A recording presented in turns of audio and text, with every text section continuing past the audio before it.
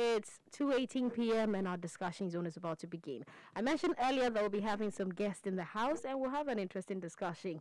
But yes, we can just throw it out the window like that. Now, we know when it comes to Africa, you're looking at the youth. You're looking at different populations. You're looking at different, demographics, but the youth play a key role in it. You can't look at growing or developing a nation without the youth playing a key role. Because when it comes to the workforce, when it comes to contributing to the economy of a nation, the youth actually are the forefront of it. If you're looking at unemployment being a ticking time bomb, the youth are actually at the center of it. If you're looking at unrest, the youth are the center. Now, if you're looking at development and peace and stability, the youth are at the center of all of this. And Africa is no different from any of these cases. Now, we've had different issues over the years, over the time being. Statistics will tell you that even in our base Ghana, looking just between from 1999 just to last 2 years, 2019, the unemployment rate have fluctuated. In 2019, it was around 8.72%, and that looked low as compared to the year 2015, when it was at 14.17%. We've seen gradual progress, and we've seen it fall down. And we're still trying to put in efforts to ensure that the youth can be able to stand on their feet. That's why education forums, that's why leadership seminars, that's why there's so many opportunities being made by different organizations just to ensure the youth have a bright future, and then that way the nation can have a greater outcome in terms of the economy. Now, the David Douglas Foundation, sorry, I said foundation. It's a leadership forum, actually. We're hoping it becomes a foundation in the future. But then the leadership forum is no different. They've been doing great things over the period. They've been able to invest. They've been able to actually create a platform that seeks to bring out the best in the youth, that seeks to actually look out for the youth. With Africa having a total population of 1.2 billion and a GDP of 2 trillion US dollars, it tells you that if a lot is put in the right effort and in the right age group, the outcome is going to be serious. I have with me in the studio Mr. David Douglas Tengi, and he happens to be the founder and president of the David Douglas Leadership Forum. I also have Mr. Eric Kwabna Agbozu, the founder of DAPU, Green Climate Fund, Board Meetings Accredited Observer, and the GCNF National Designated Authority Technique Advisory Committee. And he is also in charge of programs, policy, and M&E at David Douglas Leadership Forum. And we have Dr. Alstein Werner Joyce, and she is a Joyce C. Maxwell Certified Group member and also a founder and apostle of the Global Outreach Ministries and Training Center and the Exceptional Woman Ministry Group. Okay, so good afternoon going out to all of you. It's great to have all of you in the studio with us. Good afternoon. Okay, it's going to be an interesting one right now. So we're just going to jump straight into it. And the first one, I just want to take it straight at Mr. David Douglas. I want to find out, can you tell us what, from now I'm going to call it DDLF, but then in case you're listening, it's the David Douglas Leadership Forum. If I say DDLF, that is what it means. So Mr. David, could you please tell us, what is DDLF about? Right, thank you for the opportunity given to me to tell the world what David Douglas Leadership stands for and what constitutes this leadership forum. So David Douglas Leadership Forum, as the name stands, is a leadership platform that is created to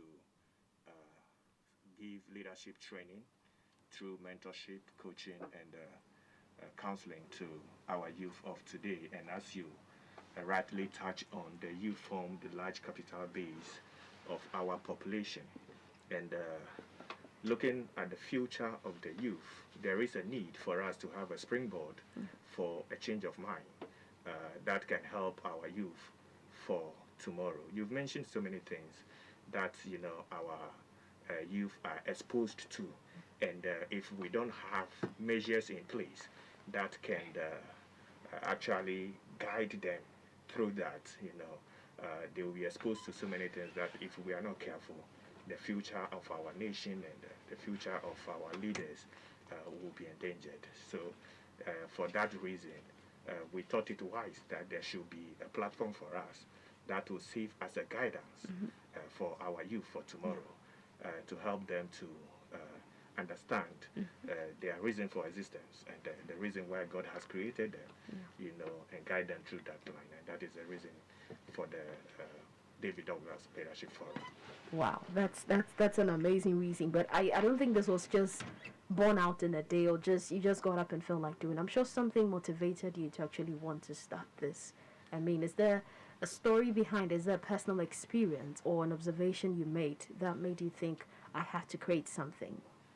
Right, the stories are many, but we can't really go into that in detail, because even me myself, sitting here before you, I've gone through series of challenges.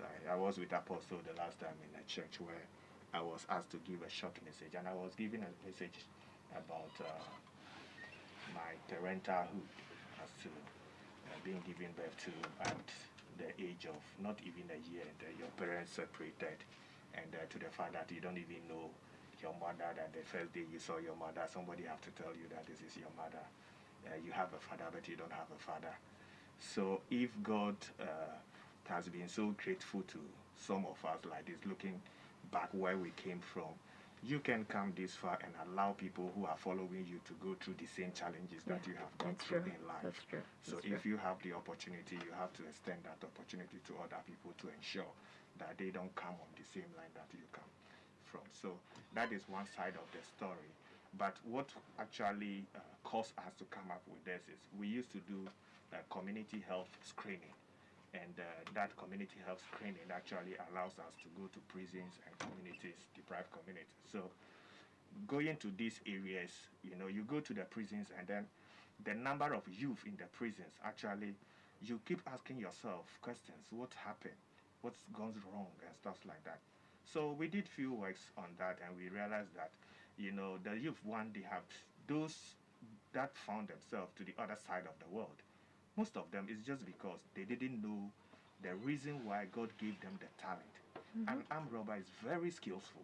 Yeah. So imagine armed robber becoming an apostle or a pastor. Just like let's just use Paul, who was persecuting the church before. Yes, so the talent that God has given him is just because he didn't know. So he said that when he got to know, the day he identified that, his life changed. He began to do different things. Yeah. So we realized that no, these people, they need something. Yeah. And then we need to have a platform that can help them come out of that. And that is one reason to what I have said for us to come up with this leadership platform. Wow. That is amazing. I mean, I think if you have the skills, it's one thing having it, and one thing knowing what to do with it, and one thing doing the right things with it. So I think it's a very great reason. Now, Mr. Agbozo, let me come to you quickly. I just want to find out, can you throw more light on the talent identification program? Well, thank you very much, Madam. The talent identification program actually, like he said, also came about based on some kind of research that was undertaken. Basically, if you look at the Ghana demographics, you realize that the number of people who even get job with governments, out of about a population of about 30 million, you have barely 1 million getting jobs, with government. Recently, Child Rights International did a survey with over 11,000 children aged between 12 and 17 across the 16 regions of this country. And 80% of the finding is that the children don't have the hope that after completion of school, they're going to get jobs. Wow. So that leaves a whole huge range of individuals at a backlog. Yeah. That tells you that if something is not done for these children, then it's more obvious that the future will become very, very bleak. Even if at age 17, a child could tell you that they cannot have hope, that's a very serious way. That is serious. The child identification program came about looking at all these circumstances, and they're realizing that there's something that we could do for them, and like David really said, the talents abound, but if they are not picked up, if they are not nurtured, how do you get a result out of them? That's true. So the talent acquisition program came about because we want to tap into the children and give them skills, and not just ordinary skill. You need to train a child over a period of time. And after you have trained a child over a period of time, that you empower the child to be able to go all out. So for example, we are looking at doing And now ICT is the bottom line of every development in this world. Basically. And you realize that even in Ghana and Africa, the kind of usage of ICT is still on the low side. Yes. We've seen it as an area that can create a lot of jobs. You talk about app development, you talk about coding, you talk about web design, you talk about even ethical hacking. Yeah. And a whole lot of things. They all come out of ICT. So what we are thinking of doing is to identify a cluster of children within an area. I think I'm going deep into the project itself. No, it's good. I mean, it gives people a good idea. Accra, it's a very big area. You can't do everything in Accra, but you can start from somewhere in Accra. What we intended to do is that we are collaborating with the AMA and some of the slums within the Greater Accra region. And you talk about the slum, there are about key 5 sub-metros that can be located with all the slums. You talk about Shedu Keteke, you get Bulushi, you get Bukom. You talk about Ayawasu Central, you get, what do you call it? This market, Malata Market. Malata, okay. If you go there, a whole range of kids around there. You go to Ayawasu East, you are entering into Nima. Yeah. So all these are very great hubs with a lot of population, with children in there, but with no hope. Yeah. So this area is our target. And what we intend to do, like I said, we're going to pick the children around and put them into a kind of a pool. Okay. And then we're going to have from one state to the other. You know what I'm saying? And then what we intend to do is to get other, experts in the field. Okay. Apart from getting sponsors, the other actors in the field who really know what is in there, will build a structure for them that the children can access within these 5 sub-metros. So they can go in there under the mentorship of experienced people to guide them through what they want to do. So at the end of the day, let's say we have about 50 children for the first cohort. Maybe we're looking at the first 5. But before we get the first 5, we would have taught them everything before we start a team that will take them through the actual competition. So we see who comes out best. And then those ones can be identified and rewarded. The other thing too we're trying to do is, all the communities we talk about have their own social issues. Yeah. You talk about Bubulushi, and if you go there, the menace, the plastic, the waste, and all that. So what we intended to do with that area also is we'll put a cohort of children together. We say cash can come out of trash. Okay. What can we do? Because the trash is a problem in the area. It's giving us all kind of health issues. What can we do with the trash to make money out of it so that it doesn't become something that is killing us, but something that we can really derive our future out of? What we intend to do with that is that we put these children together, keep them under mentors who will put them through what they want to do. We identify what they want to do. Some people can be interested in using ties to develop furniture. They can use ties as garden issues. They can use plastics as bags, as any other thing. So basically that is how the program So that is one of how the program is going to run. Okay, and you actually mentioned that you're starting with the AMA. Is there a particular reason you're starting in Accra? Well, like I mean, most people are used to the fact that everything is done in Accra. So someone may be wondering, why don't you start from a rural place? Many people have mentioned this, but you start from where you are strong. Okay. We are in the Greater Accra region. Our office is in this very place. Okay. And we cannot move outside. We have to start a pilot right here. Besides, the population of Greater Accra far outweigh any other region. Okay. If you bear Greater Accra under normal circumstances, have about 3 to 5 million on weekdays. And I think on weekends when the villages are gone, it's just about 3.5 million. So the population is still here. We cannot say because everybody says something is being done in Accra, so we should go outside when you don't have the...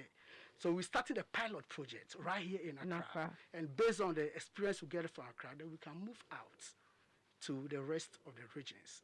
Our intention is to reach every child in this country. But of course, you need funds, you need experience, you need expertise, you need models and what have you. So we take our time and do all this model with the first stage. And after that, the heaven is no longer the what? The end point. Heaven is no longer the end point. Yes, it's rather the springboard. You understand? So that's what you're starting what we intend to do. Yeah. Okay. Okay. I just want to find out. Have you identified any talent so far? The talent abound. But we just not just any talent. Children, you go to TV3, you see children doing some things with instruments and those kind of things. Ghana, the talent abound. Music is a big industry.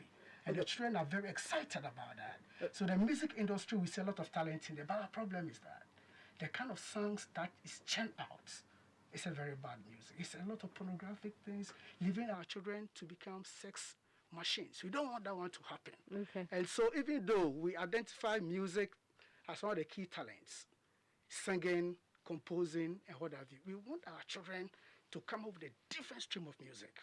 That when you listen to it, you say, these children from Ghana, people say Ghanaians are pornographic, so give it to them what they want. I don't think so. It's because of what we have inculcated ourselves over the time. Yeah.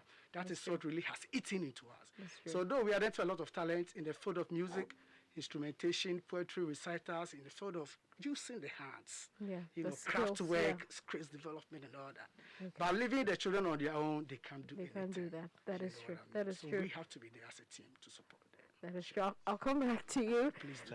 Let me just add a little to what he said before we go to. Sure. Yeah, so just as he said, and you asked the question, have we identified any talent? Yes, we're just beginning with this program, and we haven't really done much work now, but we have other stations that are doing similar things that we want to do.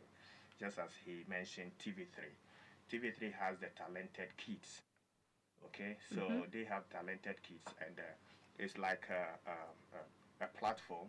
The kids plugs into it, and then you have some people into the music industry. You have some people who are playing keyboard, and then you have some people who are like DJs like you. So they're doing variety of things. But now the question is that after TV3 comes out with the winner of this things, what is the hope of this? There is no hope for them. So we want to go beyond what TV3 is doing. Okay. So you identify them with their talent, and you need to support them, guide them through their career to where they're supposed to go to. Yeah, so that is. Okay. Okay, so I want to go to Dr. Alice Sting, and I want to find out. So let's say I'm a parent, and my ward, my child is identified to have talent in a certain skill. And so you want to actually help them or groom them in that direction. And let's say the parent actually has a vision of what they want the child to be, but the talent the child has is not in alignment with the vision I have. Now, how do you bring the parents on board? How do you partner with them? How do you get them to agree? There is a series of conversations that can be engaged in between the parent and the child, where the parent begins to recognize the specific gift mix or skill set, if you will, that their child has. What's important is that every parent wants their child to succeed. Yeah. And so when a parent can understand that getting the child into that lane that represents their authenticity, represents their skill, their particular talent, parents are usually going to say, let's go with that. Sometimes it can be many reasons that parents would hold on to maybe one way of thinking. Sometimes there can be unresolved trauma within the parent, things that maybe they didn't have when they were a child, and they want to secure their own child. So it's not always a bad reason that parents are moving their children toward a specific way or thing. But once there is some resolution of that, and parents can understand how much more successful the child would be if they're using their skill set, their talents, the things they're good at, and those are the things that bring them joy and happiness. And every parent wants that for their child. Okay, so the thing is, a set step or set process that you actually take the parents through to bring them to that stage, because, I mean, we're looking at a population where not necessarily every parent is just going to want to opt for what makes you happy. We're looking at what is workable, what is rational.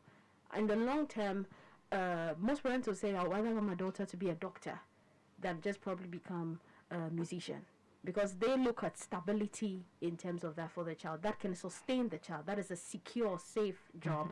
How are you able to bring about the transition? How do you get the children on board to come and understand that probably allowing the child to pursue what works for them is going to actually work in their interest, as against they just trying to go for a safe job?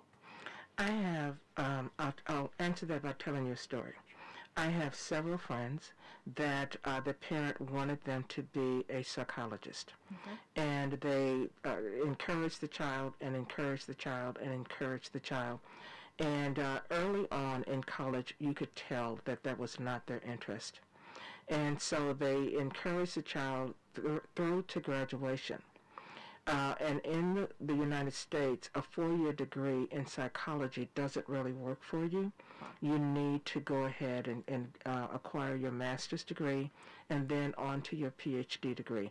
That's where that particular knowledge helps you best. But this individual, once they got through their bachelor's program, they did not continue. It was not anything that was in their heart. So it may be rational, and like I said, parents want their children to succeed, but sometimes what happens is we create overwhelming unhappiness within the child, and that is not healthy. That's right. Another friend of mine, what they do in their family, they are Jamaican born, and what they do in their family is when you graduate from high school, then you are on to university. If you don't know what you want to do in university, the family trend is you become a lawyer. And you practice law until you find your way.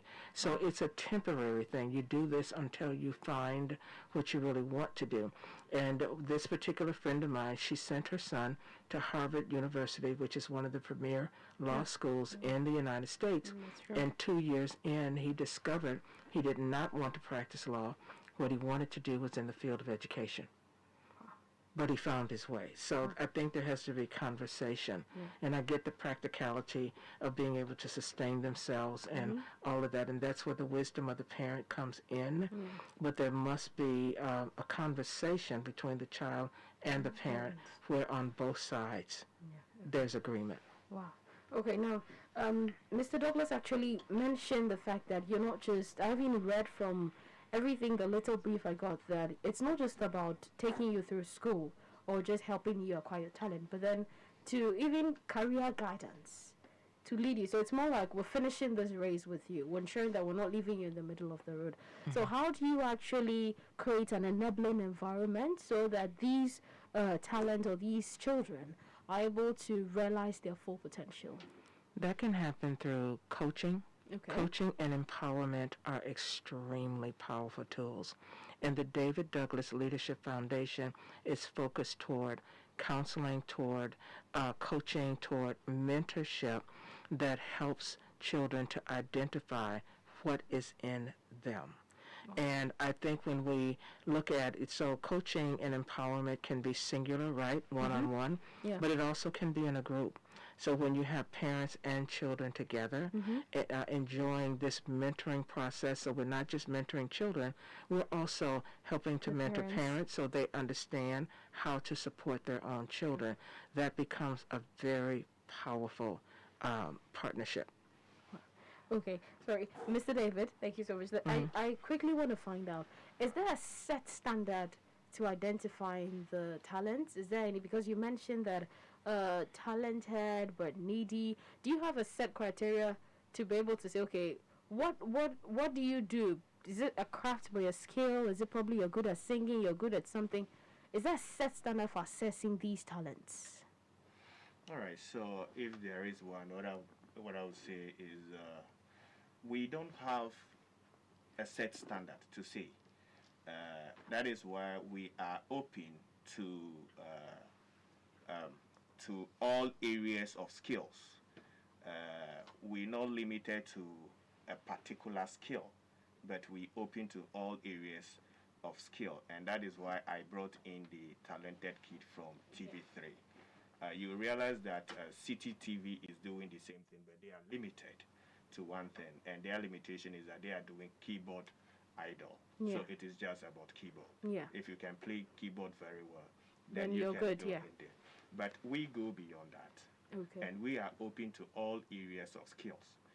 So you have to register with us that, okay, I will be good at doing this.